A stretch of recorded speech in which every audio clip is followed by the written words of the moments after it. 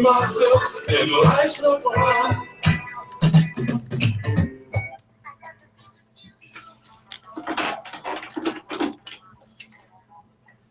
Yeah, I'd rather be with you.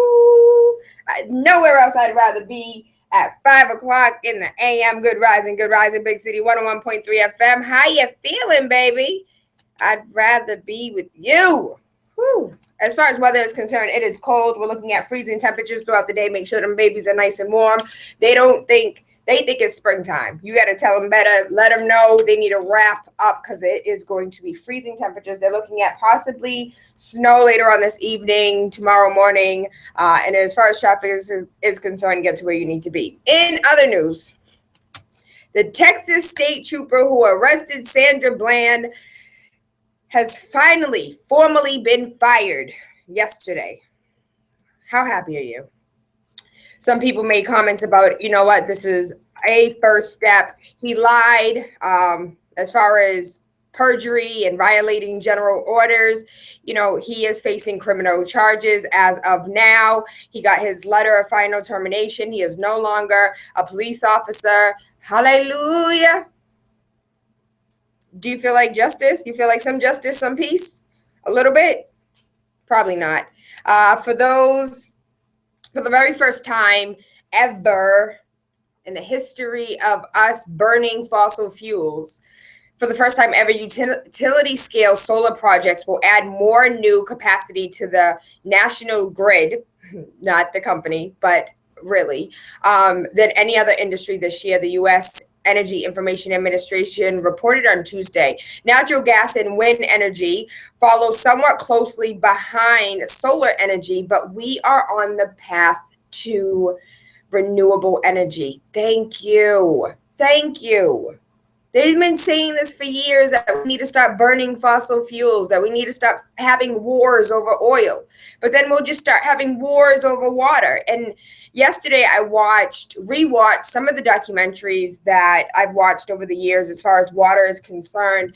And it's like, no matter how many times you've watched Coming to America, there's certain parts that you're like, I didn't realize that the way that the McDonald's arch is shaped in the, you know what I never noticed, for real? When he's in the office and he's looking at the McDonald's manual and Hakeem comes in and he hurry up and closes it. I never realized that. Like, I've seen the movie over 1,000 times. I watched it recently and I was like, he's over there reading the McDonald's manual.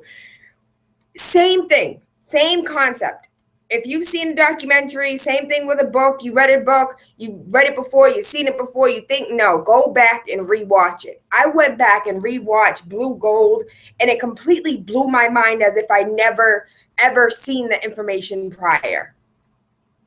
You know what else blew my mind? Watching 13 minutes. I posted it on the Wake Up with Tayla Andre page, TaylaAndre. I watched Hillary Rodham Clinton live for 13 minutes.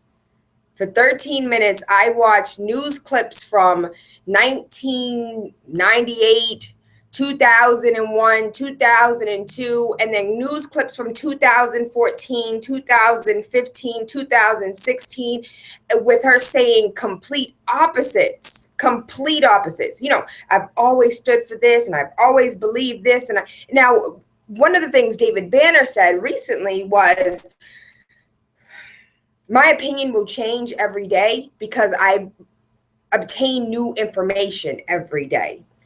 One of the things that I have more respect than anything as far as Hillary Rodham Clinton is concerned is, in one of her interviews, she sat there and said, I made a mistake. In 2002, she went ahead and voted for us to go to war with no exit plan. I watched Bernie Sanders for 5 minutes yield his time and discuss how we need to have questions. 5 questions that he asked are the 5 questions we're seeing today that nobody had the foresight to ask. Now, the thing that really makes me mad is while he's discussing this, there is nobody in the chamber. Nobody is listening to anything this man has to say, yet he was there front and center asking the questions that needed to be asked. You ask me why I support this man. I support him because I don't care if he's 100 years old. For the past 100 years, he said the same thing. You can go back to 98 and pull up a clip from 98 and pull up a clip from 2016, and not a word is changed. He's steadfast in what he believes. I watched a clip of a gentleman talk about the homos in the military. He said, hold on, pause, pause. I have a question. Did you just call those brave men and women who happen to like the same sex homos? He was like, yeah, called them homos in the military. Bernie's like, you can't do that. Then it cuts to a clip of Hillary talking about, a union is between a man and a woman, and she doesn't support unions or marriages of same-sex couples. And then a few years later, she's like, I've always supported same-sex marriages, same-sex couples and unions. And it's like, wow, I'm a very visual person. I can read all day, but you sit me down and show me something visual, I could remember it second by second. And it just, the gut-wrenching feeling that I had understanding that she could be our next president, lie dead to our face. I never sent a classified email ever. We found 316 classified emails. Oh, those emails. Oh, I'm sorry. I didn't know they were classified. They were not classified at the point in time that I shared them, read them, opened them. What?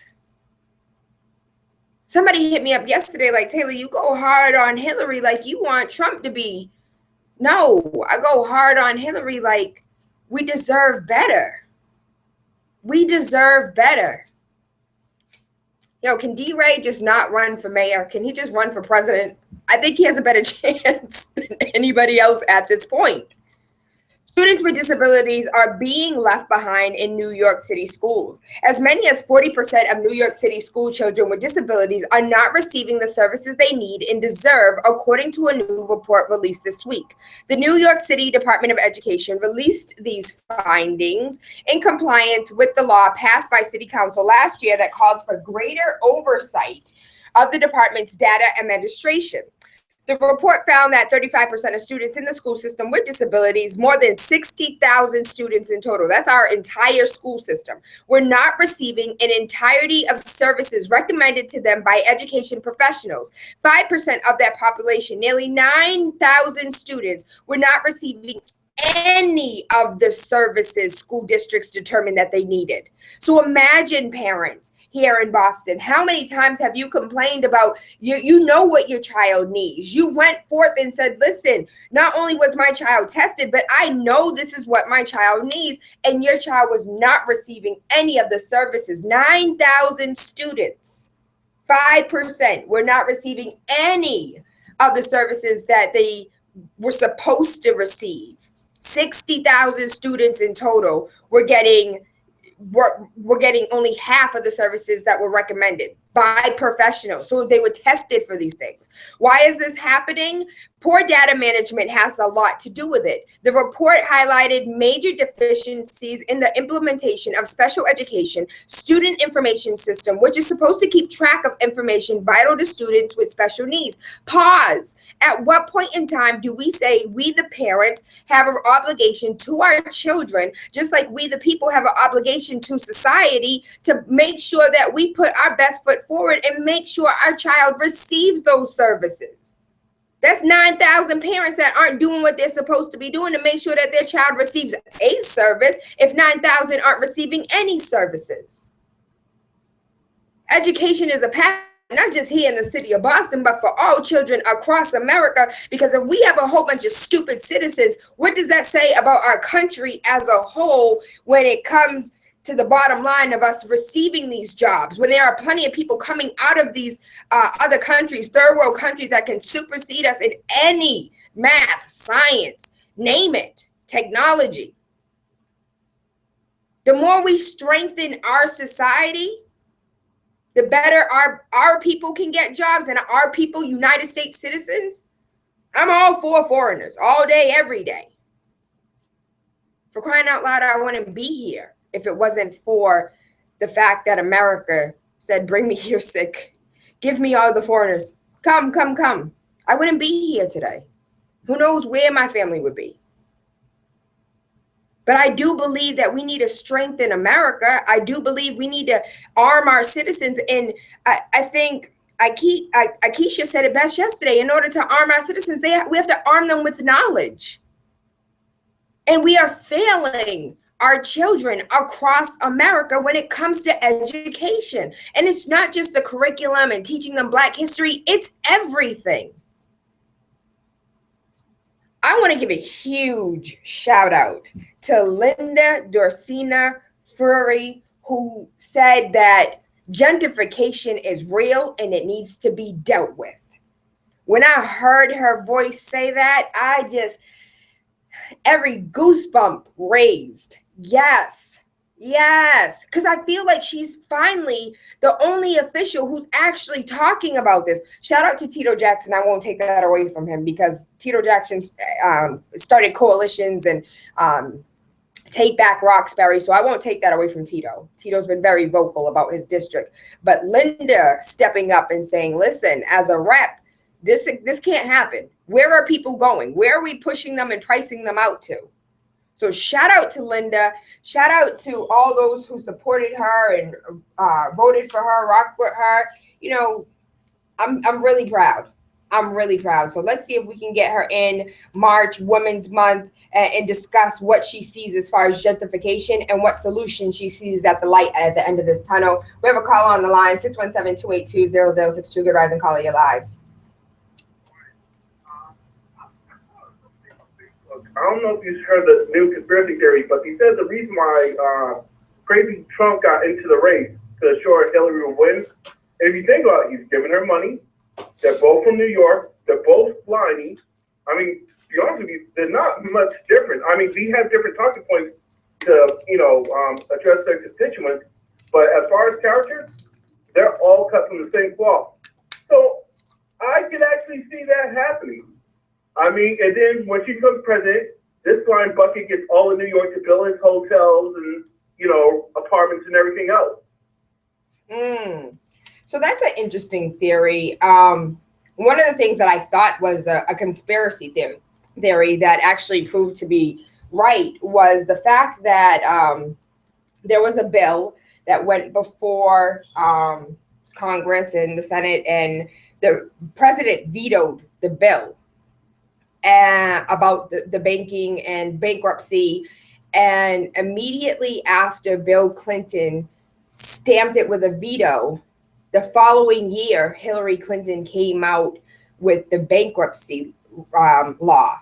And what I didn't know was Hillary Clinton sat down with Elizabeth Warren, and Elizabeth Warren, shout out to Elizabeth Warren.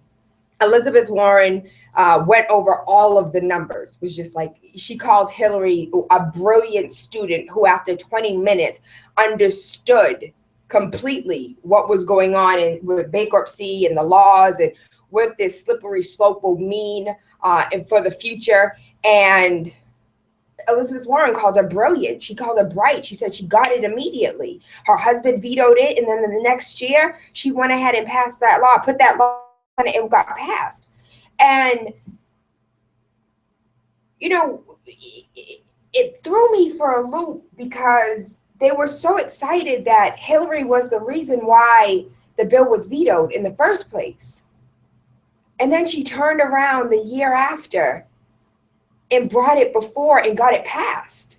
Even after Elizabeth Warren sat down with her, called her a brilliant student who caught on immediately. And when she was being interviewed, the question, Elizabeth Warren was being interviewed, the question was, why do you think she did that? And Elizabeth Warren said, I honestly can't tell you. I don't know why, because she understood the implications of this bill being passed. So don't for a second think that people out here that are quote unquote conspiracy theorists, sometimes there's some truth behind that curtain, and nobody wants to go to the wizard and find out the truth. So they'd rather just label you a conspiracy theorist who believes in wizards. Little do you know, there's somebody really behind that curtain. So shout out to all the conspiracy theorists, and shout out to all the BPS students. The BPS students are hosting a walkout Lord have mercy.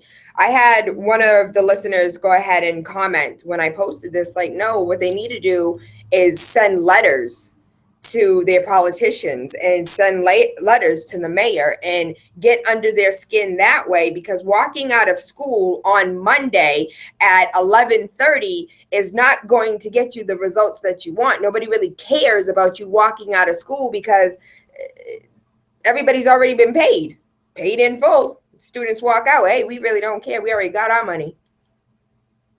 Why does this matter? Education, the education you're going to provide with the education you are going to be provided with would be an education which would make it difficult and maybe even impossible to get into college of your dreams. Plus, BPS runs on test scores. Your intelligence is based on these tests too. You won't be able to learn at a full capacity if you don't have the classes you need. If students are engaged in school, there would be less cracks for our youth to even look forward to violence. We have lost too many young lives already. What can you do about it? On Monday, March 7th, 2016 at 11:30 a.m., no matter what class you're in, get up and walk out of school. You are already called. If you are called by a teacher, don't look back, continue forward. When you walk out of school, head to Beacon Hill, get off at Park Street or downtown and walk towards the building with the gold cap, aka the State House. Them babies walking out of school on Monday, and I feel two ways about this. So I'm on the fence. First and foremost, I think that they should. I think that this is a great opportunity for these students to feel as if they're doing something. And if a protest or a march, or I feel as if this could be good for them as far as getting involved. I think this is bad because other than press, other than media, what is really going to be accomplished? I do have some agreements with the individual who wrote these babies need to send letters. Their parents need to make phone calls. If you really want to change, that's where the change is going to take place, not in leaving classes that you already need, not in leaving the school that you already need. You need to stay in school so you can get this education that you're complaining about. Write those letters. But I feel them. They want to feel as if they're actually doing something. They want to be disobedient, unruly. I get it. Shout out to those babies that are walking out. I fully support you either way. 617-282-0062. We have a call on the line. Good rising, caller, you're live. Oh, I'm sorry. May I go off there? Absolutely. What we'll do is we'll take a really quick break. When we come back, I'll share another story with you. And I'm really excited about a few of these stories that are coming up because they threw, like, I wasn't expecting it. Was not. Really quickly. Waka Flocka Flame. Waka Flocka Flame, Tony. I never in a million years would have thought that Waka Flocka is out here. He became a vegan, y'all. He's talking about being a vegan. He's talking about no longer wearing jewelry. He's talking about the children in third world countries. He's talking about the lifestyle alterations he made in his life. I'm so proud of Waka Flocka. I wish he'd take some rappers with him and go back to Africa so they could, what's the little boy's name that wear tight pants and girl earrings and lipstick and get nail polish? Yeah, him. I wish he'd go to Africa and open his eyes for a second. But we're going to take a really quick break. Big City 101.3 FM. Waking up with Tayla Andre. Mwah.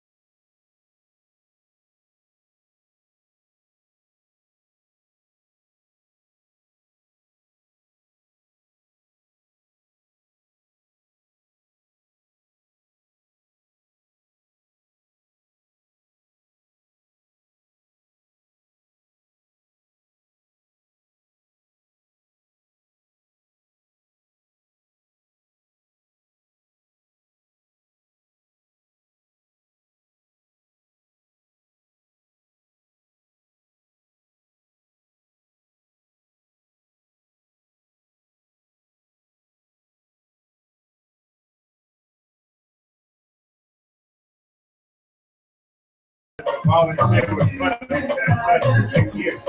Oh, you were? How you like that?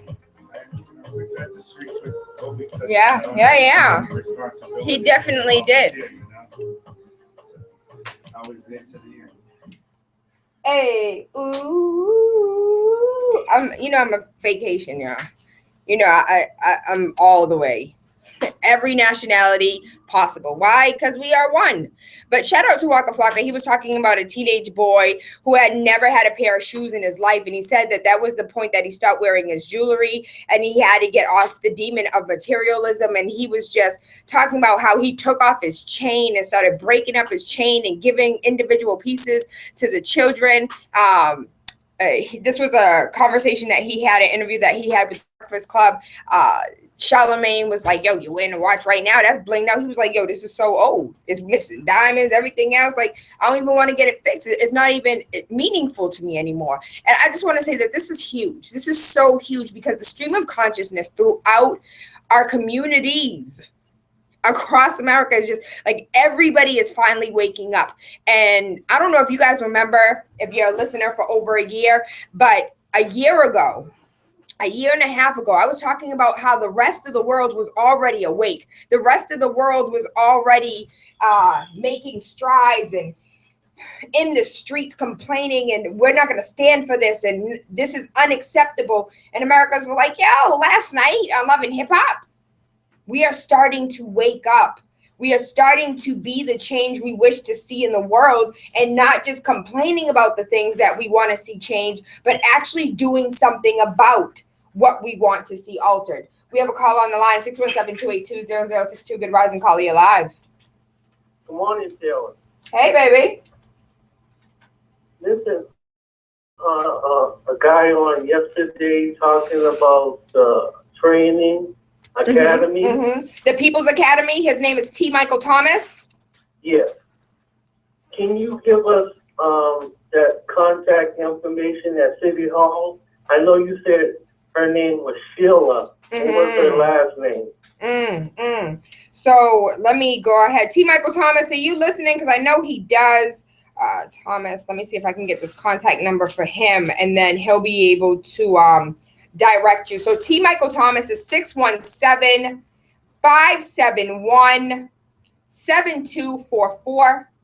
I'll give you that number one more time. I'll post it on the Wake Up with Tayla Andre page for those that are currently driving. Do not text and drive. Do not put yourself in harm's way. You can always rewind the show at a later date. You can always listen on Mixcloud, watch on YouTube. Do not put yourself in danger. 617-571-7244.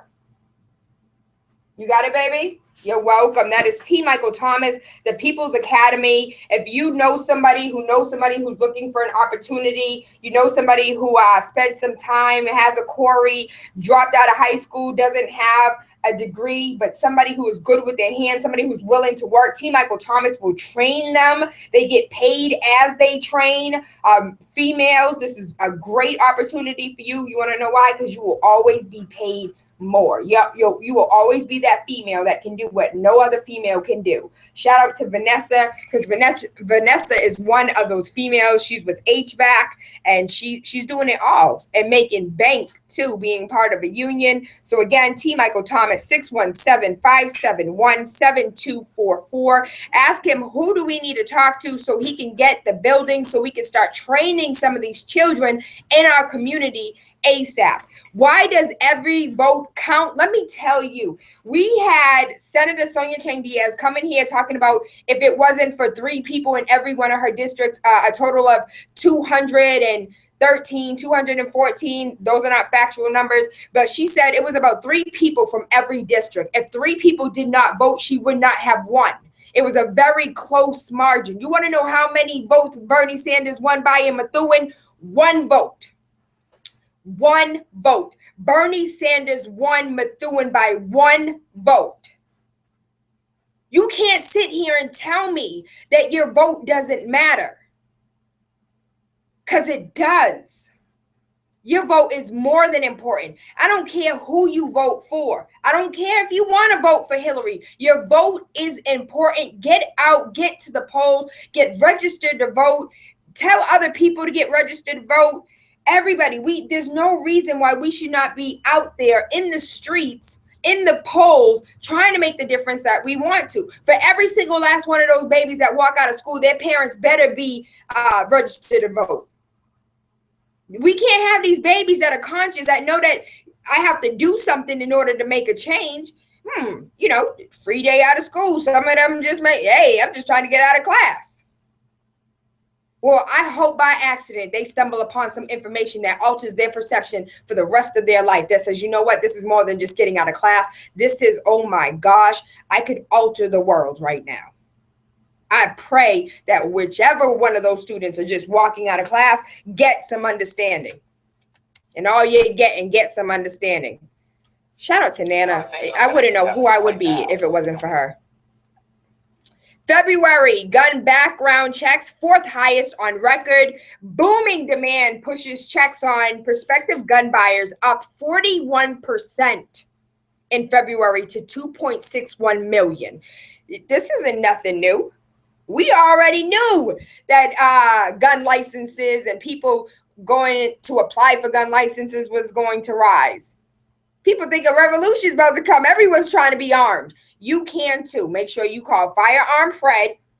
Get yourself in Braintree. Pop off a few times. You guys know I shot an AR-15.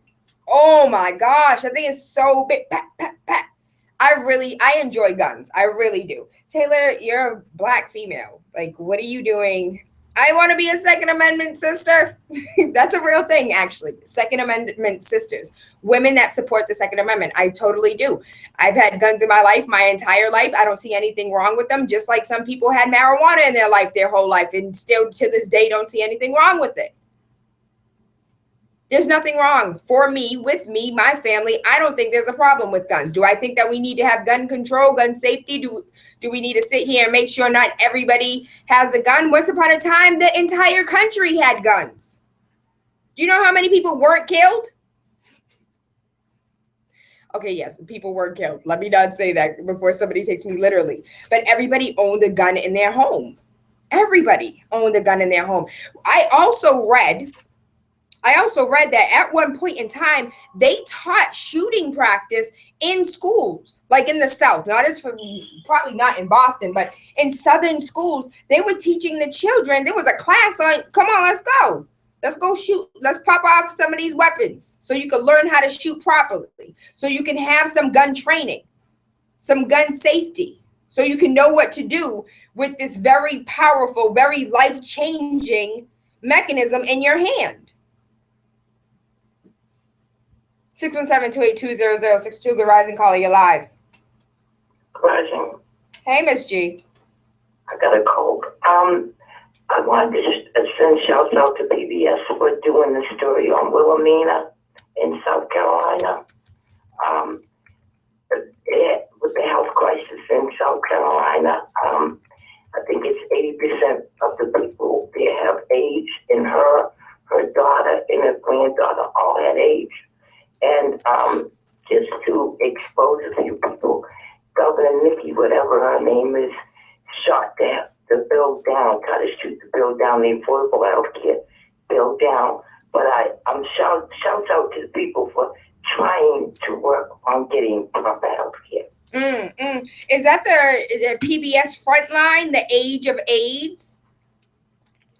No, it wasn't Frontline. It was a story on Wilhelmina, her daughter and her granddaughter that were all exposed to AIDS. It came on last night. If you find a link, could you post it on the Wake Up with Tayla Andre page, Miss G?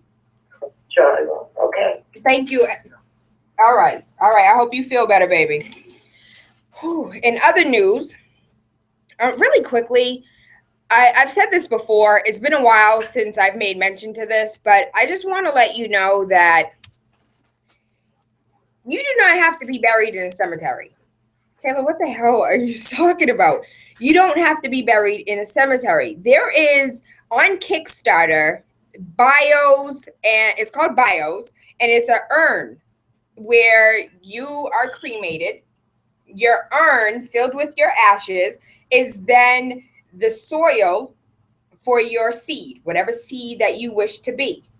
And I truly believe, I never understood why we thought it was a viable concept for us to put ourselves in caskets that have metal, that some are made out of wood. So like I never understood why we put these things in the ground. And caskets are beautiful.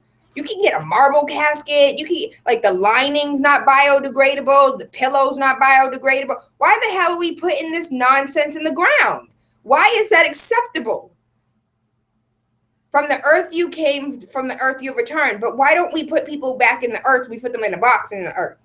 And then it dawned on me, okay, maybe health reasons.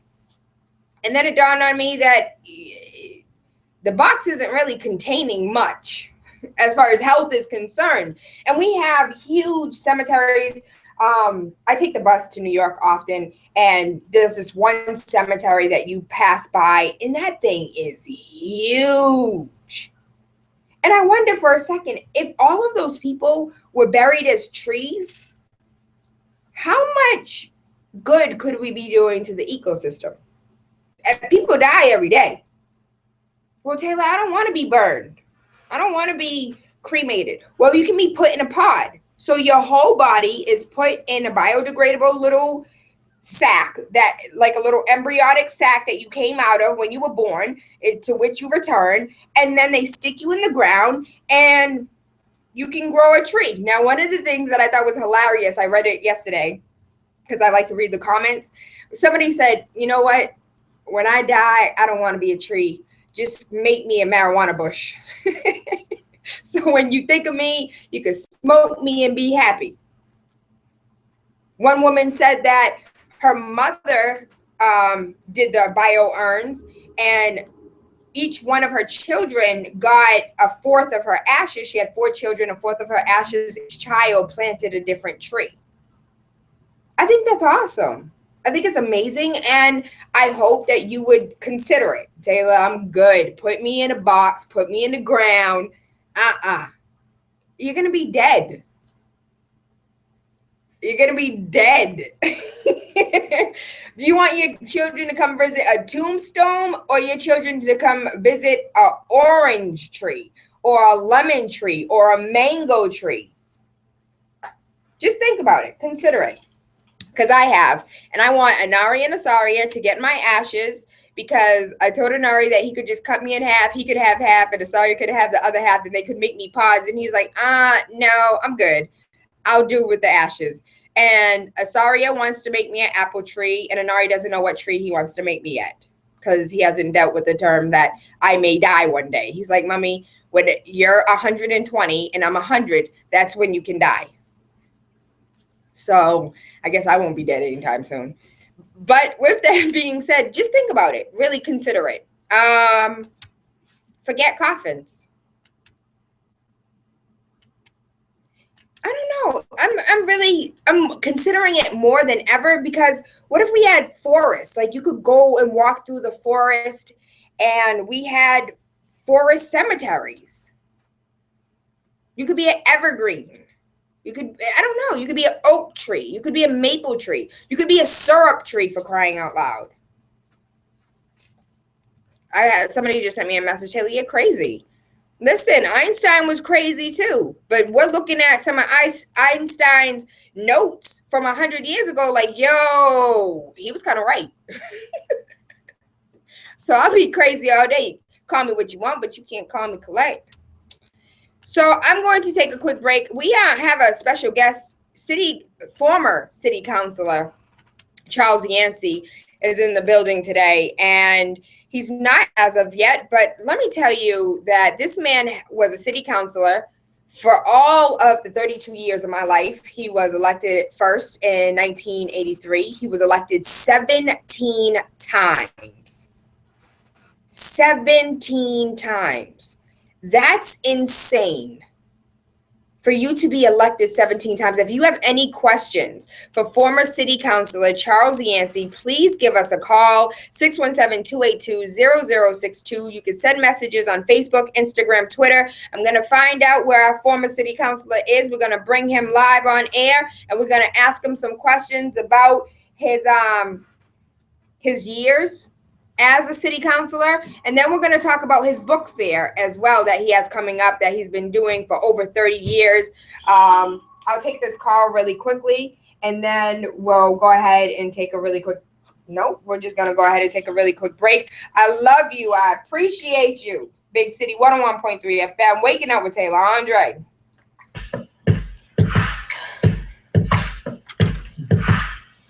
Look what you're doing. Girl, you drive me crazy.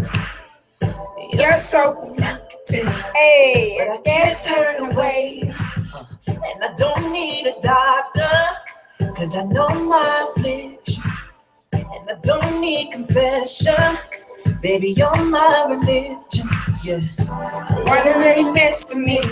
I love it when you touch me, baby. It's a feeling that I can't replace. I can't help myself. I don't want to, baby.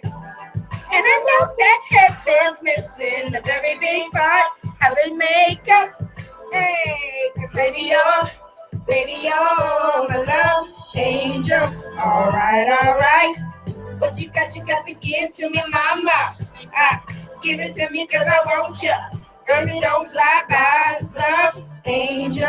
All right. What you got to give to me, mama. Give it to me cause I want you. Can you pay my student loans? Love angel, Just like an addict, I need another helping. baby, You're my fanatic, and you're my obsession. Out of all the other angels, you're the one I found. So don't leave me down. Stay for a while, cause I I love it when you're next to me. love. I love it when you touch me, baby. Hey. Feeling that I can't replace. I don't help myself, I don't want to, baby. And I know that heaven's missing a very big part of his makeup. Cause baby, you're my love Angel, all right. What you got to give to me, mama. Give it to me. So we have 1 minute and 26 seconds. Okay. I love you. I love everything you have done. Oh, that's the nicest thing anyone said to I me all know day. that you weren't fond of speaking on politics. There is no bashing session. I want to talk about the good that you've done over the years. 32 years is a long time.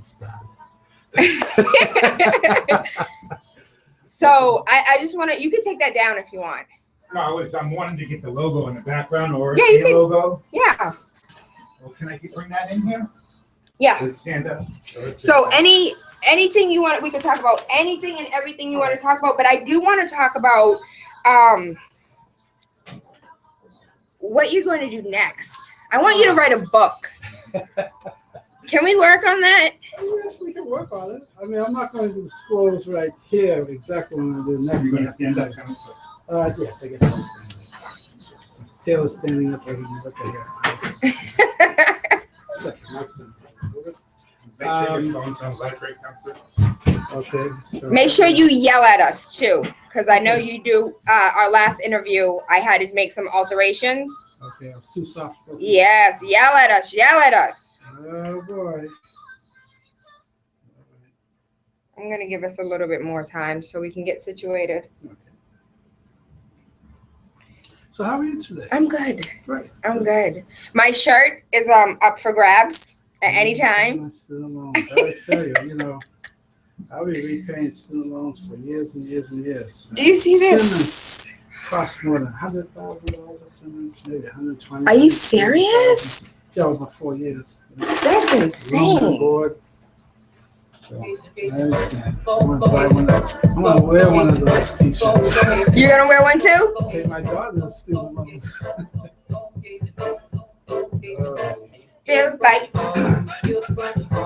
So how much time do we have? We have 40 minutes and then 5 minutes to close out, wrap up. Do you have all the information on? As far as the book fair is You concerned, have the link, if you can read that a couple of times. So what we're doing, we're just pointing people to the Eventbrite Okay. page to register. okay. They'll get a plethora of information on the council's page. And also, we're going to have it up today. It's actually up today. All the photos that he's ever taken for 30 years can be found on the Oh, wow. Book Fair fan page. All right, so the Eventbrite is not working. The Eventbrite. Yeah, this is You got to put 16. I don't know. Where did you get that? right here. Okay, I got it. There's like Yeah, that's a 16. Chelsea, Yancey, 2016. Big City 101.3 FM, waking up with Tayla Andre, Monday through Friday, 5 a.m. to 7. I promised you we were going to have Councilor Yancey in the building, and guess what? He is. I know it's former, but it's like presidency for me. You are the city councilor. After 17 times being elected, I think you earned that title. Well, thank you very much. Good morning, Boston, and you are so blessed to have this very committed, talented young lady waking you up this morning. Taylor, thank you so much. Thank you for the being with services us. that you rendered this community. Services, pause. We will not. Services rendered to the community. Can we talk about your services that you rendered to the community for all of the years of my living life? Well, it's been an honor and a privilege for me to serve. I just have a great sense of gratitude that the people of Boston had demonstrated such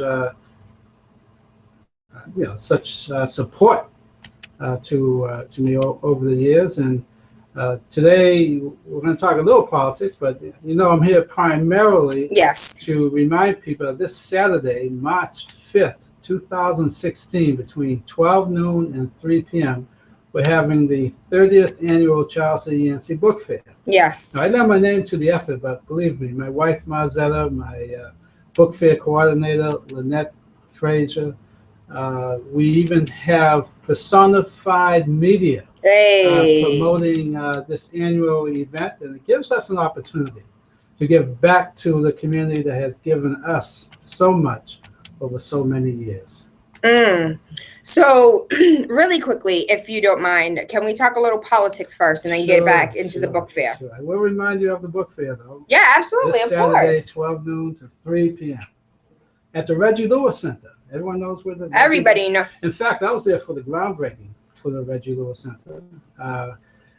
Governor Well was in office at the time.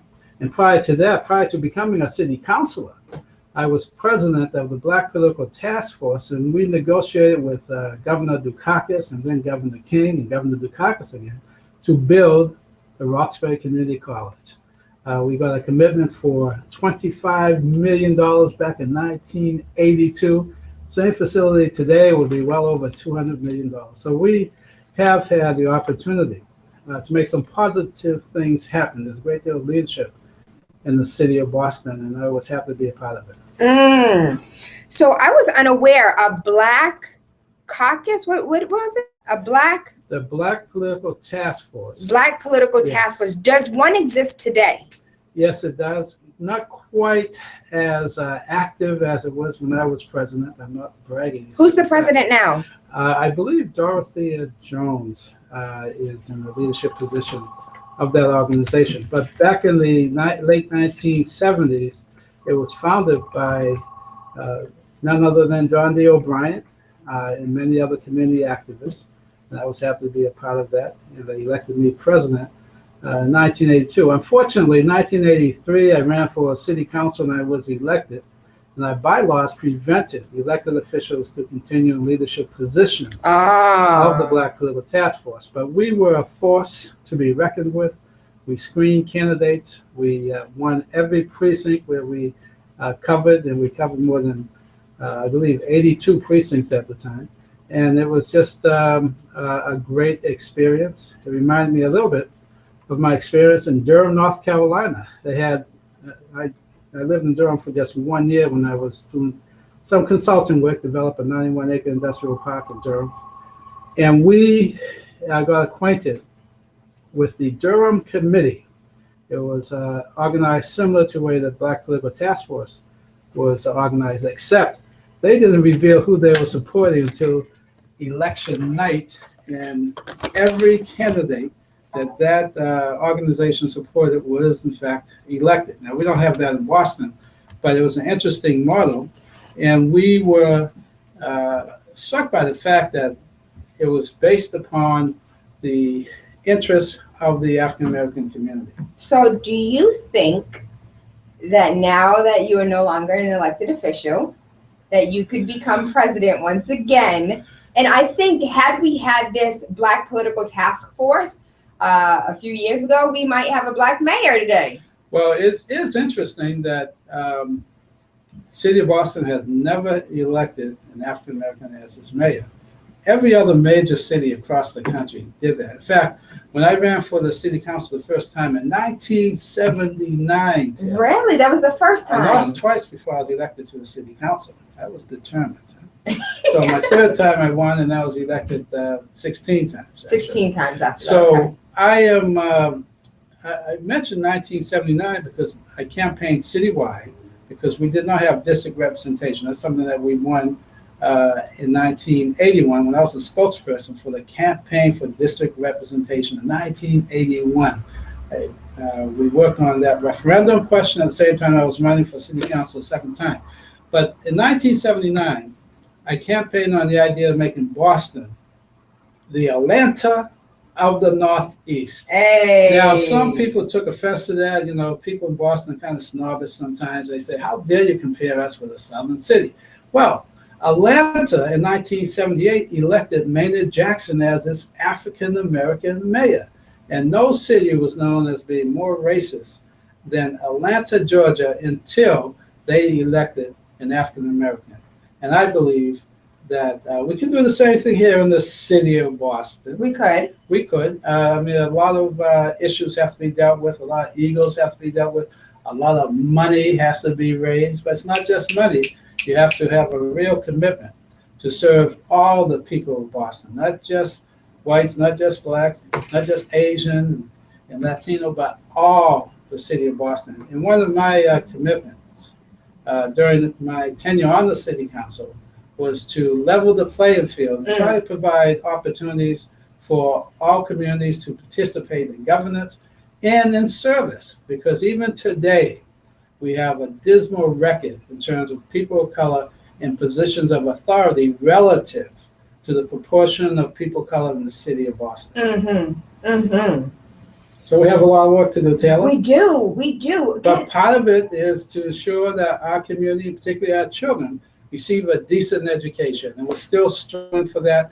And that is also the prime impetus for us to flood the community with books every year. Get back to Charles and Yancey book fair. You see how we did that? We must make the commitment to ensure that our children are educated. Part of that is reading to your child as often as you can, providing books in the home. And I want every home to have a library. Yes, you know, the e-readers are fine, and the Facebook and the social media, that's fine. But give a child a book, sit down with the child, read to him or her to show them not only that you care about them, but that you value education. Absolutely. And as a parent, I would like to say to parents, never use reading as a punishment. Go in your room and go read a book. That's you tell my child to go in a room and go read a book, you just gave them the whole world. That's So right. I would love for us to look at reading in a positive light. Absolutely. Instead of it being more so like a punishment. Because I know a lot of parents are like, you know, bring a book so you don't have to bother me. And it's a wrong attitude. it's definitely Last year, is. the theme of our book fair was reading is a joy. And I think it's very important for us to allow our children to experience the joy of learning, the joy of education, and at the same time, I encourage them to take responsibility for their education. Absolutely. And we have a great future ahead of us. So you made mention, I want to give a shout out to the callers that are currently on the line right now. Thank you for your patience. Last time you were here, you made a comment about being active in your child's education and having something that you put in place for parents to be able to take 3 days off out of the year. Now, I've been telling parents this ever since you left. Thank you, Tayla. God bless you, because it's been the best kept secret in the city of Boston. I hate to say it was by design, but I know that I had to fight more than 10 years even for that law. It is an ordinance for the city of Boston that was passed in 1994. It's called the Parental School Leave Ordinance, and I should call it the Alice W. Yancey Law because I never knew when my mother was going to walk through the rear door of my classroom when I was going to the Boston Public Schools from kindergarten to high school. And I thought it was very important. You know, initially, my assumption was that my mother and father came to school just to make sure that I was behaving myself. But they were really there to make sure that their 9 children going through the Boston Public School system received a decent education, make sure that the classrooms were well maintained, and make sure that the halls were clean, and even the bathrooms were fit for human use, if you know what I mean. Absolutely. So I encourage all parents and guardians to take ownership of their children's school and, of course, their children's education. And if your employer is giving you a hard time, get a copy of the ordinance that says that they could actually be punished if they fail to allow you to take 3 days off during the year. Of course, you have to work it out with your supervisor and plan it and not be irresponsible in terms of your employment situation. But that law is on the books. It's unpaid leave.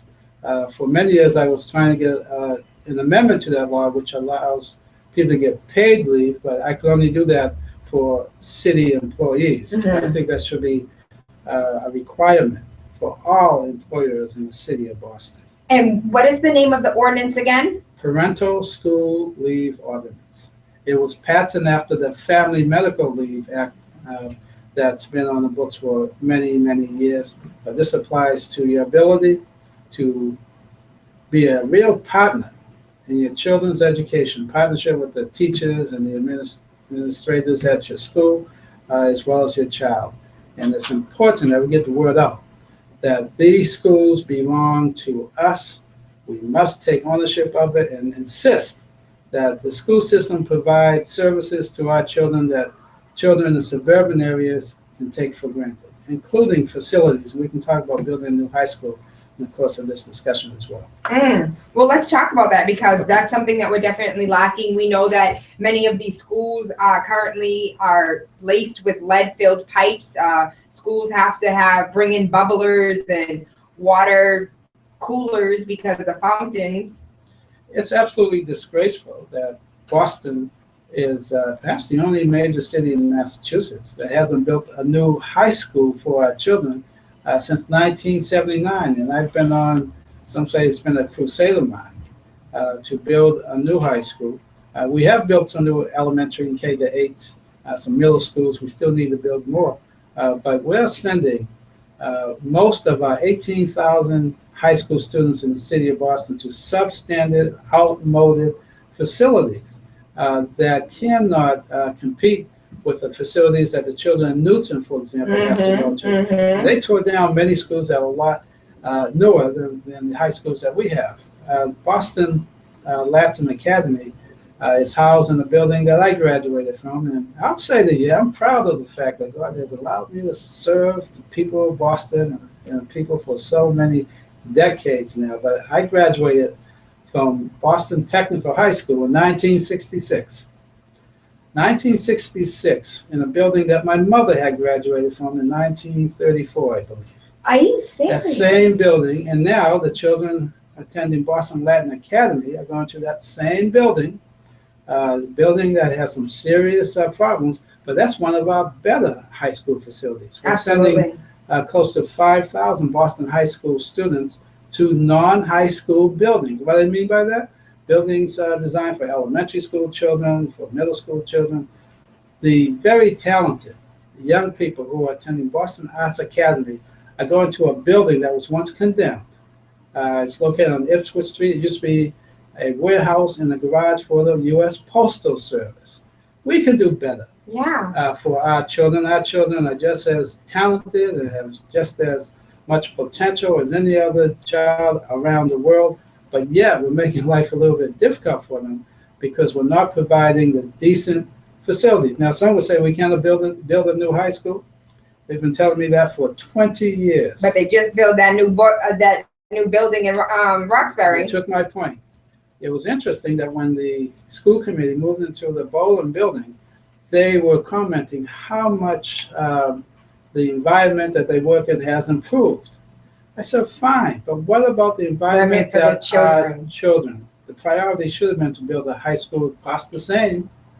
And they found some creative way of financing it. We can find creative ways of financing a high school. After all, we found a very creative way to build a convention center, and we spent more than $157 million just to prepare the site to build that $1 billion convention center located in South Boston. We can do more for our children, but it's not really a question of money. It's a question of priority. So I'm calling out Mayor. Yes, I'm call calling them out. out Call them out. Mayor Walsh, stop sitting on your hands. Let's build this high school. You know we need it. I provided them with documentation for the last 2 years. So they decided they want to do a facility studies. I said, that's fine. We did one in 1996, which showed that we needed to build 2 new high schools. Is that the high school redevelopment plan that's currently taking place? Well, it's supposed to be. I haven't actually seen any documentation, but they've been engaged in a study for the last couple of years. I hope it has a better results in the last facility studies we did in 1996, where the Blue Ribbon Commission said the city of Boston should build 2 new high schools back in 1996. Guess what? None of the school buildings that our children are attending today are any younger than they were in 1996. Some say, well, we have empty seats. I said, we may have some empty seats at the lower grades. We definitely do not have enough seats at the high school level.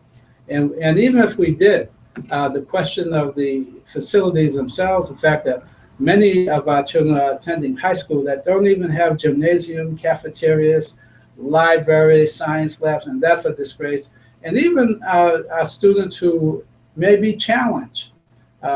Maybe some of the students who are going to what used to be called the Greater Eggleston Community High School may have some academic issues. They need facilities more than anyone else. Mm-hmm. So that's not a good excuse. And we need to impress upon the mayor and the city council that education is a priority. Facilities are not the be-all and end-all, but it certainly helps. We had students, Tayla, you love this story, at New Mission High, when they were located at the on Eggleston Street in Mission Hill. They won 2 statewide basketball championships. The sisters won and the brothers won statewide championships. Yet they did not have their own. Where did they gymnasium. practice? They practiced in some of the gymnasium in the neighborhood. Went to other facilities, but it was a disgrace. But they did succeed. And some would say, well, see, Councilor Yancey, we don't need a new school because our children are doing well. They're doing well in spite of the poor facilities. And the students at Boston Latin School, God bless them, because they're succeeding in spite of racism and discrimination that virtually every person of color experiences at certain times in their lives. So I know I changed the subject a little bit. No, that's fine. That's Book fine. fair. Book fair. This Saturday, March 5th, Reggie Lewis Center, 12 to 3. We're working so hard, and my like I said, my wife is participating as well, preparing the books. And if you go to the Carbon Square Library today, you will see more than 50,000 books being processed. Really? So we need volunteers, incidentally, for today and tomorrow. We have to stuff those books in book bags. Imagine stuffing 50,000 books in bags. Now, some of them, hopefully we can give all of them away. If not, we recycle them, and we also provide support for daycare centers and schools all around the city of Boston. We've even sent books to the Caribbean and to Africa over the years, and we'll be doing the same. But we just need our community to step up and educate our children. And incidentally, Tayla, we have books that you will enjoy reading as well. We have pre-K books to postdoctorate level books. Really? So we have books for adults as well as children. Okay. I think you sold a lot of people now. Come on down. Those college books are expensive. Come on down. Come on down. Again, I want to thank the callers that are currently on hold. Thank you for your patience. Good Rising, caller, you're live. Hello? Hi, baby, it's you. Good morning. How are you? Good morning, Tayla, and good morning, Councilor Charles Yancey. This is Queen Phyllis. You know, you did answer some of my questions. You guys were like all over the place, and I'm just following you. This show is awesome, and we need this. And I want to thank you and congratulate you on your 30th book fair. And also, I wanted to know, so when we register, I registered my granddaughter and myself, and my husband wanted to go. Is it too late to register? Well, today is the last day to register, but don't let that discourage you. Just show up. Pre-registration just allows you to get through the line a lot faster. You still have to register when you do show up, but please register. And we also provide a service for the children and the families. We have what's known as a CHIPS program, where we take dental prints, we take photographs, we take a lot of information about your child in the unlikely, and God forbid anything were to happen to your child, but if the child goes missing, you can provide information instantaneously to the police. But that information stays with you. We don't hold on to any of it, but we just want to make sure that we're doing what we can at the book fair to provide families with that opportunity. Last year, I think we registered more than 150 young people. So we provide that. We also provide entertainment for everyone who comes. We're going to have a couple of singers, and some youth will be performing and dancing and singing, I'm sure. But most of all, people come there not because they want to hear a speech from Councilor Yancey. They come there because they thirst for knowledge and for information, and we're going to provide them with some new books. When we first started this book fair on February 28th, 1987, a month before my little girl was born, she's now married, we had encouraged people to donate books, and they did. We had a few hundred books donated, but most of them were used, of course, and some of them were in pretty rough shape. We couldn't even distribute them. After that, we established a policy of providing only new books. So we work with publishing houses and for individuals who make contributions to the Yancey Book Fair Foundation. We buy books. We also have a special table because every once in a while someone has a book that's in excellent shape. So we put those aside on a separate table. They are not pre-packaged like the other books. So you do accept books as well? Yes, if they're in very good condition, but we set those aside. They're not packaged for the children. So they're just set aside so we can make sure that they're in the best condition before they're given out? Yes, and they will be provided. There'll be a special table at the book fair that will be available to adults so they can peruse and take what books they want. We also provide book bags, but at the end of the event, we have the distribution of the new books already pre-packaged in book bags. And that's what we're stressing. Right now we're processing about 50,000 of those books as we speak. And God love my volunteers. I thank you so much because no one is on payroll doing this work. How do we become volunteers? Like, how can you, because I have students that I work with that may need some like community service time. Well, so you said you need volunteers today and tomorrow. How do we do that? Right now, I would just advise you to show up at the Codman Square Library. That was the site of the very first book fair, but we outgrew it real fast. So between 10:30 and 5 p.m. today, come by the Codman Square Library and we will put you to work. How's that?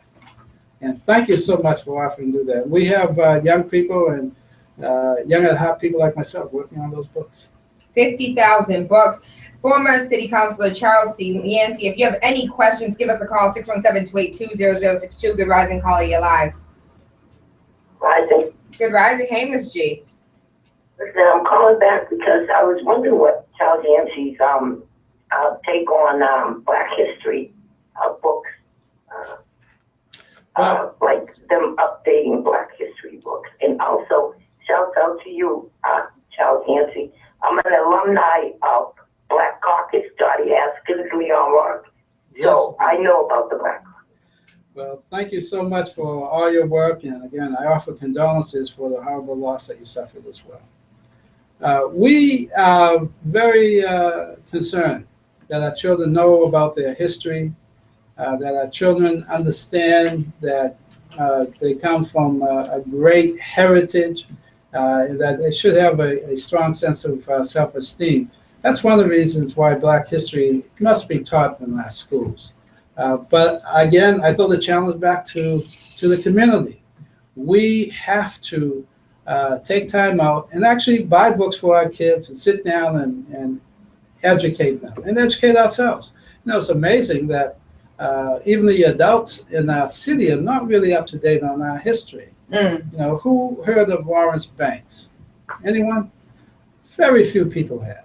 Lawrence Banks was elected to the Boston City Council in 1949, yet because of some political shenanigans, some of which we still have today, he was not allowed to serve until the last 4 months of the term. In August of 1951, he won his case against the city, determined that the Irish councilor who had his seat stuffed the ballot, and he was removed, and Lawrence Banks served only 4 months as a city councilor. And that's why nobody knows about Lawrence Banks.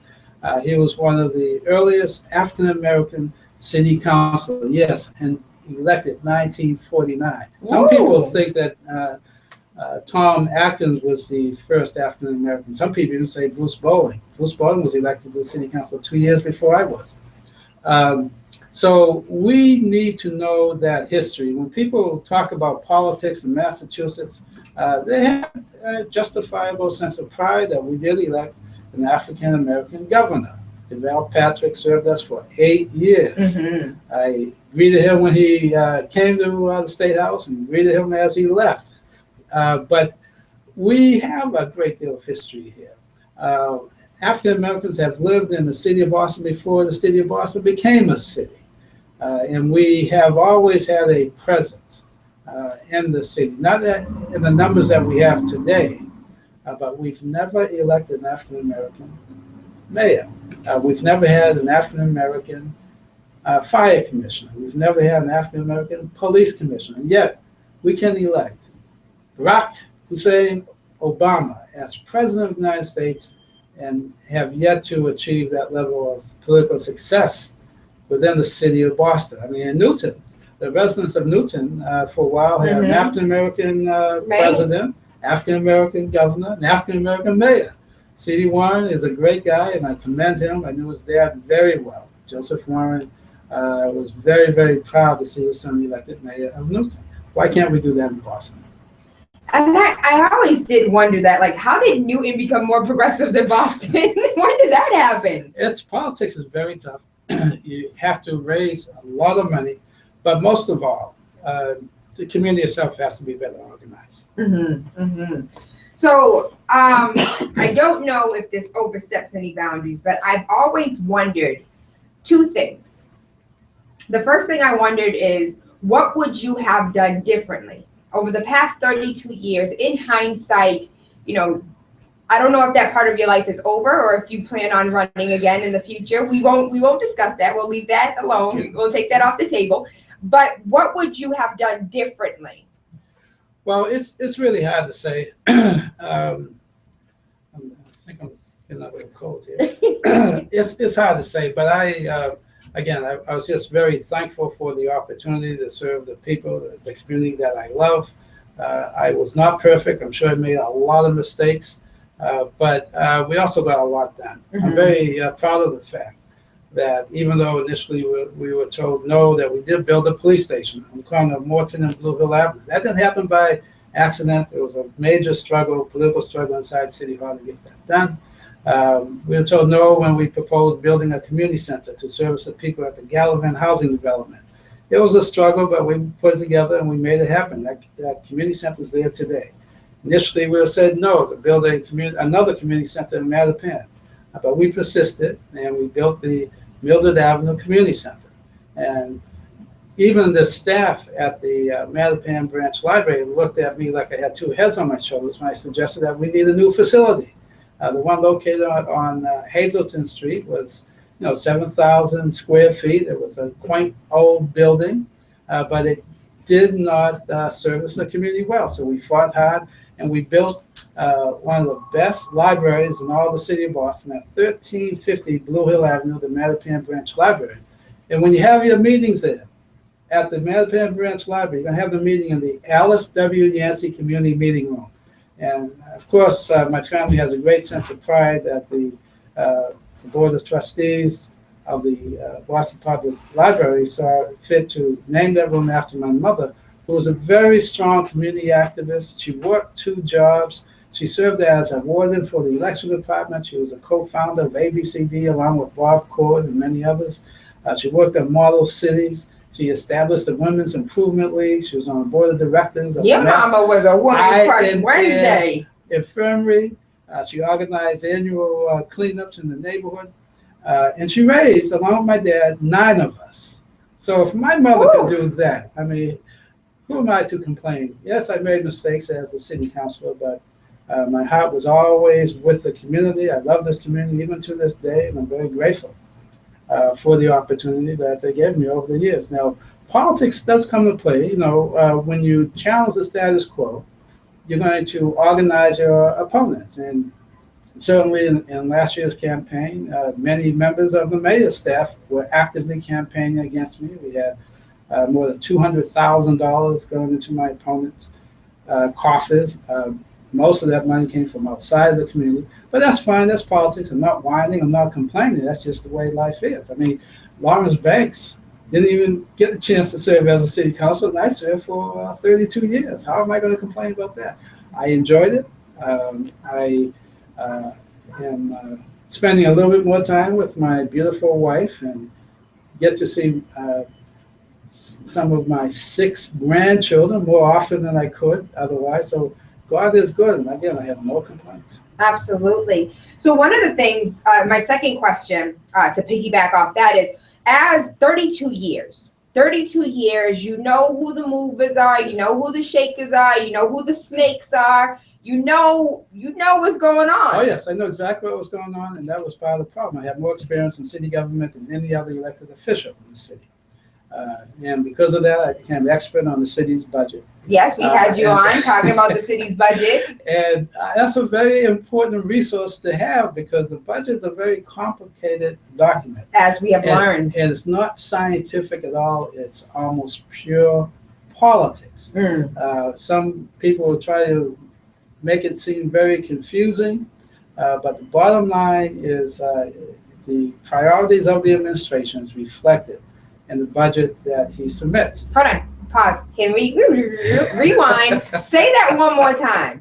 Because in case somebody didn't catch it, I want it to be fully understood that this $1,513,000,000, y'all remember the number. We remember the number. It's 78% of that is going into the pockets of adults, with less than 1% going to the supplies for the children. Can you please repeat what you just said? Well, first of all, I think it's important for us to understand that it makes the difference who's in the mayor's office and who's in the city council. The city council should serve as a check and balance on the administration, because if the city council doesn't do it, who else will? No one else is closer to what's going on in city government than the city council. And the mayor can't spend 1 penny without the city council's approval. But that approval comes through the budgetary process. The budgetary process represents the priority of the mayor. So when decisions had to be made about where to cut in the school department or other departments, this mayor decided to take our children, many of our children, off the public school buses. That's why I did not vote for the budget last year. And I believe that there are other areas where we should look at. We have Boston Centers for Youth and Families, a budget of roughly $26 million.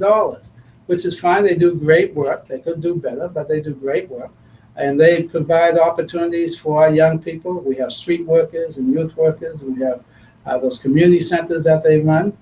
So when you look at that, $26 million for Boston Centers for Youth and Families, and then you look at what we're paying in the police department, more than $300 million.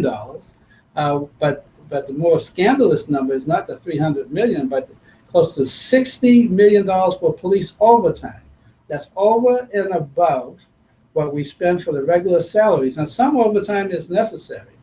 But I would challenge the police commissioner and the mayor on spending $60 million for overtime. I think better management could probably reduce that number.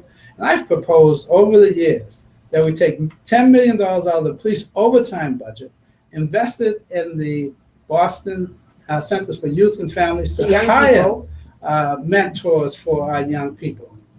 Hire them. Mm-hmm. If we're serious about giving a greater sense of direction for our young people and providing some role models for them, hire mentors. You can call them street workers, youth workers, whatever you want. And I propose that we hire at least 300 to service the people of Boston and young people, because let's face it, many families are struggling. We have many single heads of households who could use some additional help and some guidance for their children. When I was a student at Tufts University in the 1960s, we ran a youth program where I recruited my classmates to serve as tutors to children in Boston. The Tufts campus up there in Medford. Tufts, negotiated with Tufts. We got use of many vans. I think we had about a dozen vehicles that we transported the children. So we took children from Roxbury, from Dorchester, from Columbia Point and West Medford to museums all around the greater Boston area. We took them to college campuses so we can demystify the whole concept of going to college.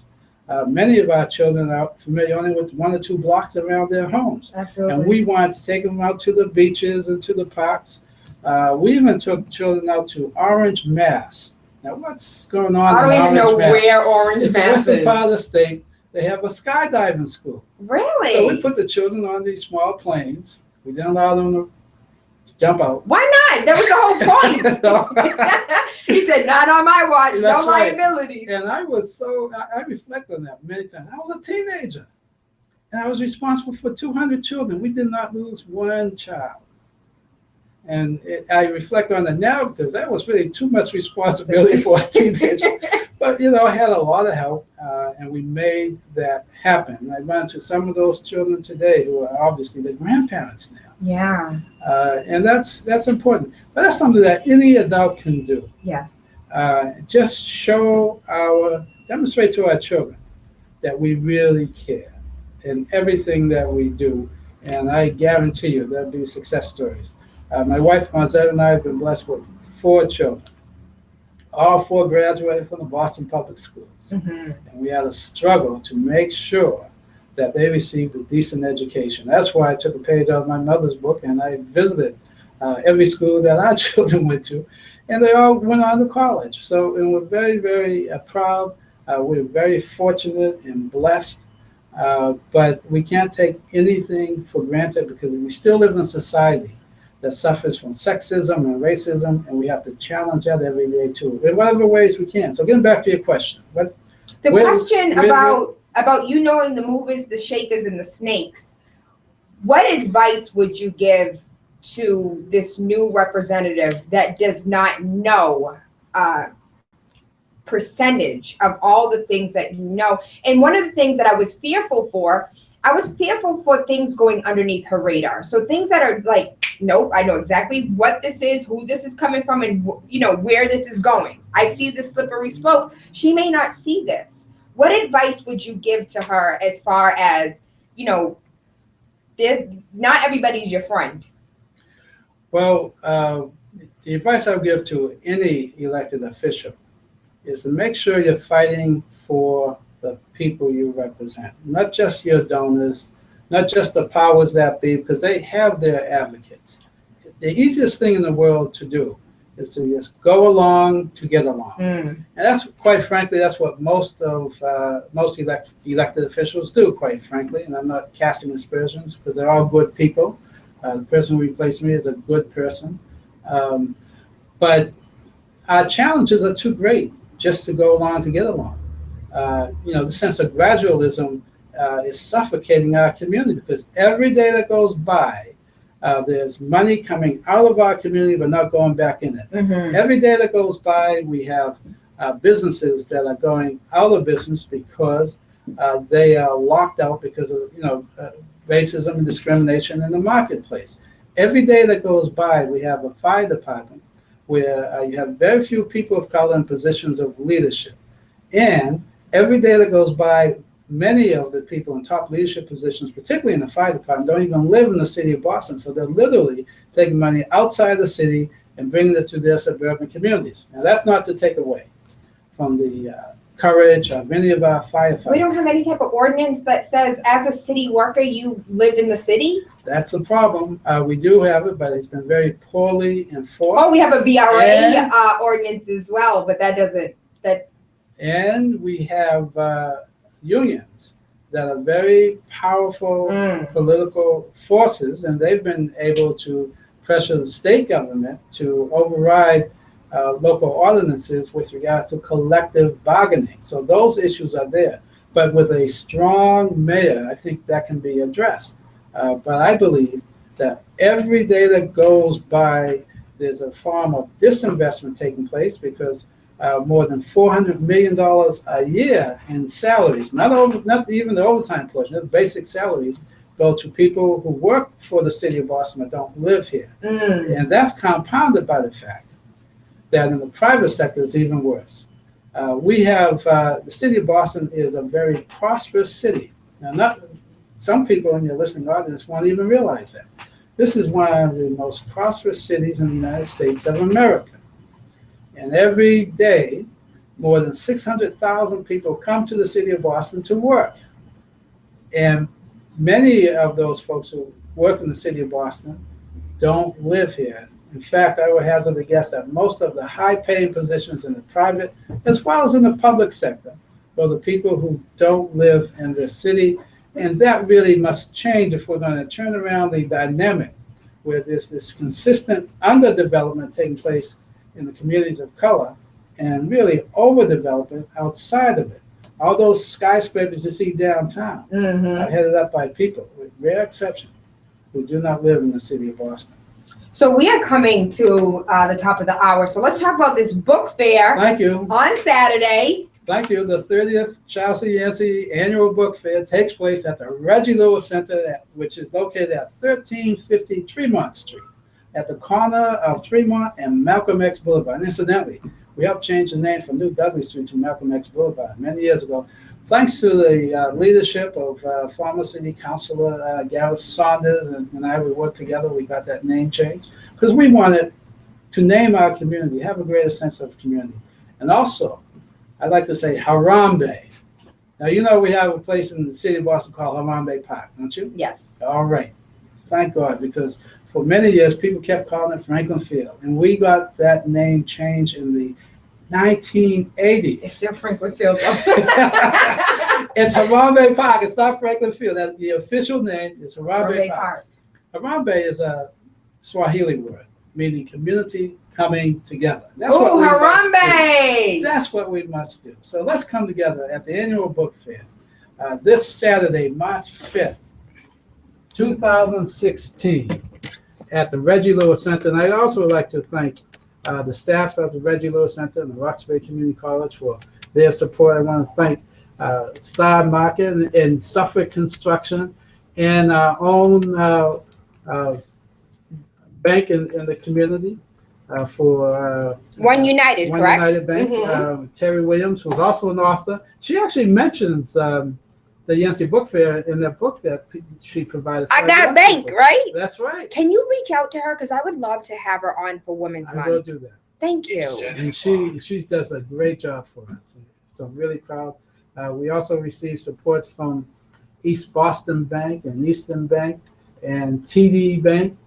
Those other banks I haven't mentioned come up and provide opportunities for our children to so we learn. can mention you too. Yes, that's right.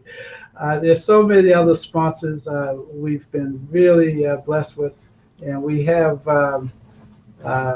a GoFundMe account soon, so even the general community can contribute. Because as you know, So you're going to continue working. This is not the end, right? Does it look like I'm retired? No. He said, I'm just getting started, baby. You just so don't know. Listen. All the books are free. All the book bags are free, but they all cost money. Yes. And so we rely on contributions. We rely on volunteers. Again, I want to say that this community has given so much to my family and I, and this is just a small way of paying back. But it's something that I expect everyone else to play forward and do the same. You don't have to come to the book fair to buy a book for your child and to read, to donate books and time. Show that you love. And Lynette Frazier, who served as my chief of staff for more than 12 years, continues as a book fair coordinator. She does it sacrificially. I want to thank Lynette Frazier for continuing. She's amazing. As our book fair coordinator. She loves this community. She did a fantastic job for me in the city council. But it's only her undying love and commitment to the people of Boston that motivates her, and I'm really grateful. So thank you, Lynette. Also, again, of course, I always have to thank my wife. Imagine putting up with someone for 46 years. I would love Can that. you imagine, really? I absolutely do. You want to get bored with me, you think? Huh? No, I do. I want somebody to share all your life experiences with. That would be amazing. Without the support I received from my wife, Marzetta, since the very day I met her on August 28th, 1960. You remember the day you met her? At 10:45 p.m. Hold on, God, do you hear this? I need a husband like this. So I've been really blessed, and as I reflect on it, my father and mother were married for more than 50 years. Mm-hmm. My parents were married for more than 50 years. Marzetta and I have only been married for only 46. So we still have, some goals to achieve. Some goals to achieve. 6 grandchildren. But I'm just, I just thank God that He's given me the opportunity to serve, and the people of Boston have allowed me to do it. So, what is next? What's coming? What can we look forward to? I'm going to keep you in suspense. No, okay, so we get to have you back at least. You'll come back. I'll be happy to come back. Okay.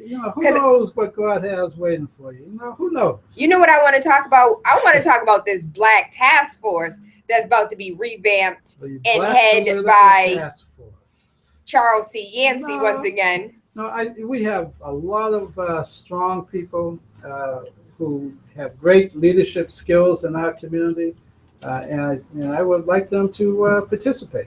There are many, many opportunities to serve, and that's just one of them. And I believe that organizing our community politically is long overdue. We are missing out on many opportunities because we simply don't have the sense of unity that we need to promote our community. So when you don't have a unified or at least organized community, then individual self-interest sometimes get in the way. And you can't blame people for wanting to do better, make as much money as they can individually. But we have to ask the question, how can we develop our community and the people in it? And that is somewhat elusive because it's a very difficult task to organize a community that's been fragmented. We need to build coalitions. We need to reach out to people in the white community, as well as people in the Asian and Latino community, as well as the African American community, to create a city that's inclusive, that's not based on neighborhood. That's right, but that doesn't monopolize wealth at the very top, while people at the bottom rung are suffering economically. Yeah, $74,600 is the AMI right now for Boston, and how many people make that? Yeah, exactly. Besides you, you're I wish. Oh yes, hold on. You better speak that into my life. Yes, indeed. But your listeners should be commended even for doing that, for listening to your program. Yes, thank you. Rather than one of the other stations where they're not really being fed information that's important for their lives and lives of their community. So I thank you for this opportunity. Thank you. Spend some time with you this morning. You're a very charming young lady, and you are committed to our community, and I really appreciate that. And you can't say that about everyone. You know what I would like to do, really quickly wrapping up, I would like for you to come back, even if it's off air. I'd like to speak to you because a lot of the listeners know how passionately we had a whole week-long conversation that you were a part of on education. And one of the things that is continuously boggling us as parents is understanding this budget, understanding this $1 billion that we have to educate our children, yet our children are still being undereducated. So I would love to come back.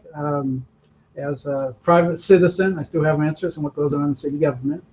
So I'll be happy to do that. thank you. Big City. Oh, I'm so sorry. We do have one. I want to thank this caller for their patience because they've been on hold for like 20 minutes. Good rising, calling you live. Thank you. Good rising, Taylor. I just want to thank the Councilor Yancey. It's been a talk of 3+ decades of service. And I want to thank you for the 30-year contribution to the literacy of our youth through the Charles C. Yancey Book Fair, which was actually the inspiration for me coining the phrase, read Black people. It's not illegal anymore. Right. Thank you. Taquan, thank you. We love you. We appreciate you. And I would like to play this song for former counselor. That is so difficult. It's okay to call me council. I've been called worse. I did serve as president of the city council in 2001. Mm-hmm. And I was told that you never lose that title either. So if you want to call me president, I won't object. You can call me counselor or call me whatever you want. But whatever you do, make sure you try to make this world a little better than it was when you came here. Absolutely. Don't forget Saturday.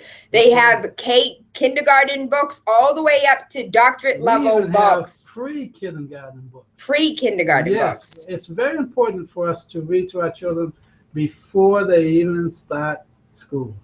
That's why we have very basic elementary and pre-K books for parents and guardians and even older siblings to read to the younger folks in the family, as well as books about Malcolm X and Nelson Mandela and all the other leaders that we have. But we have generic books as well. They're not all Afrocentric, unfortunately, but we have a vast variety for a variety of interests because we want to stimulate your mind. We want you to become independent thinkers so you can promote some positive changes within our city, our country, and our world. Absolutely, absolutely. Thank you, City Councilor Charles C. Yancey. Do not forget Saturday, the book fair going down at the Reggie Lewis Center. Also, do not forget tomorrow, Friday, I am hosting Teen DMD's Winter Recital in the city. This is going to take place at the Perkins Center. Please come out. If you have any young ladies that need support or you're thinking about putting them in a program, please come out, support DMD, Divas Mentoring Divas, the Perkins Center tomorrow. Doors open at 6:30. Show starts at 7. Adult tickets are $20. Anybody who's under the age of 18 is $5. Tickets will not be sold at the door. You have to get them in advance. This is their dance recital. This is the third time I've been hosting for these young women, and they are absolutely fantastic. They are amazing. I thank you. I love you. I appreciate you. And this song is dedicated to City Councilor Charles C. Yancey. Thank you.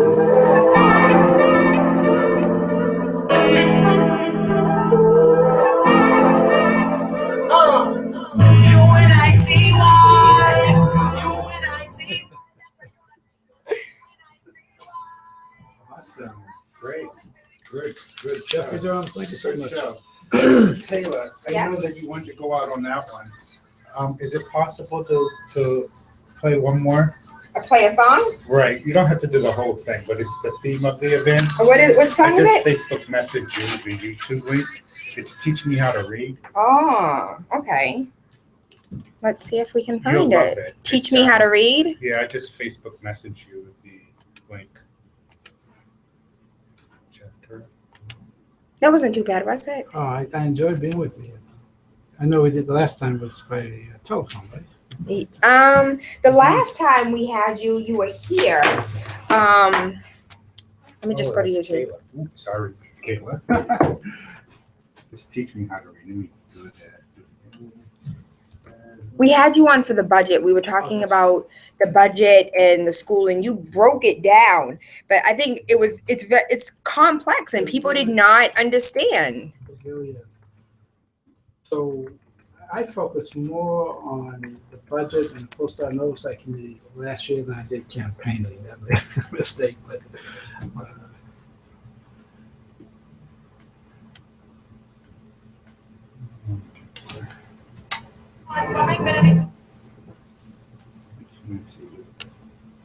Taylor Andre, right there.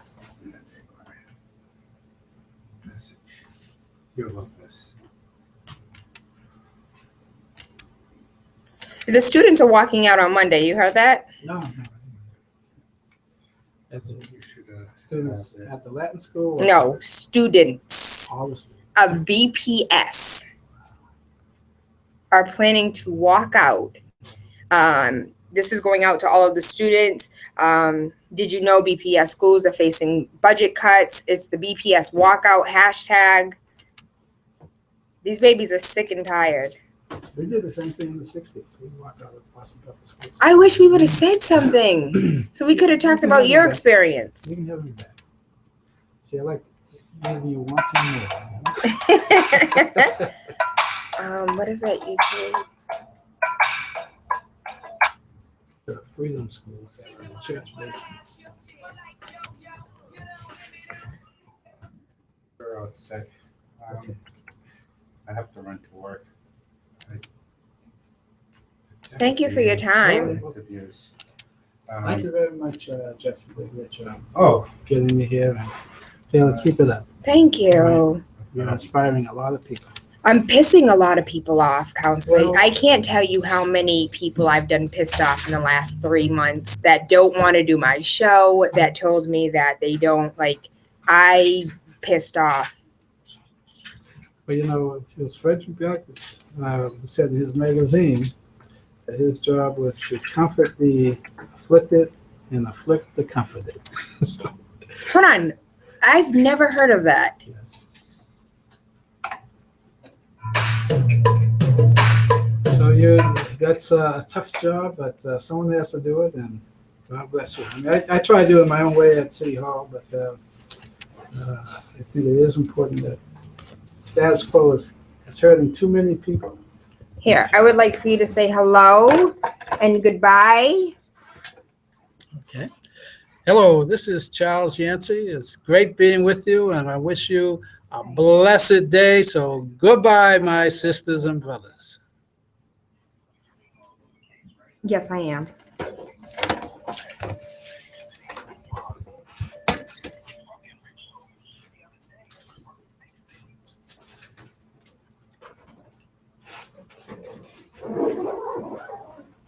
I did that one. I've tried the combination of all of them that you sent me. I've tried all those. I'll just show you right quick when I started. I have them here. So that Facebook fan page, you can start telling people. What? Oh, the book fair has its own fan page. It's called the Yancey's Book Fair. Yes. And that's how you would, if Okay. you were to look for it on Facebook, you just Okay. type it in and type in Okay. Yancey's Book Fair. I think they just did up until 2013. One of those files, they have a limitation of albums of 1,000, and one of them had over 1,000, so I'll have to make a continuation. Yeah, I actually deleted quite a few as well. I thought I had 5,000, but I actually have more than 10,000. I brought it down to about 7. And did not include about 3 or 4 years. So I'm still looking for It worked. Thank you. So Yancey's Annual Book Fair. That's how people will find it now. Oh. And they click on the photos, and then there's albums.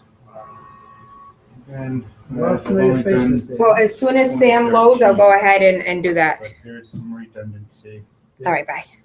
here on photos too, so we'll have to go in there and get them all out. Right, so, Everybody hating, but I think about escaping, so it's booking at home. She likes to read 2 books in a hand. She likes to read. you had a couple of years you didn't have photos for it. So we'll have to fill in those gaps. Keep up your great work, okay? Thank you. Thank you so much. So I would like to, Can we do a quick picture? absolutely. Big City 101.3 FM, waking up with Tayla Andre. Thank you so much for your time. I love you. I appreciate you, and I hope you have an awesome day today.